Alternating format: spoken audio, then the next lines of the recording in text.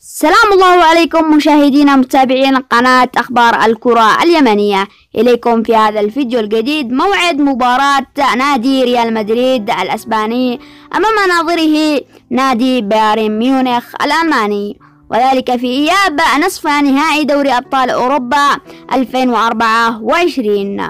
ولكن قبل ما ندخل تفاصيل الفيديو لا تنسى دعمنا بالضغط على زر الإعجاب، وإذا كنت زائر جديد القناة اشترك في القناة وفعل الجرس.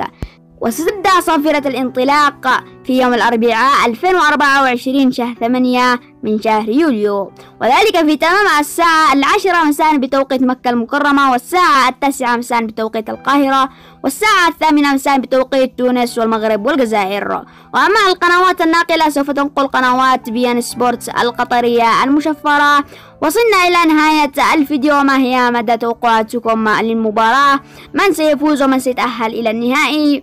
شاركونا آراءكم في قسم التعليقات، والسلام عليكم ورحمة الله تعالى وبركاته.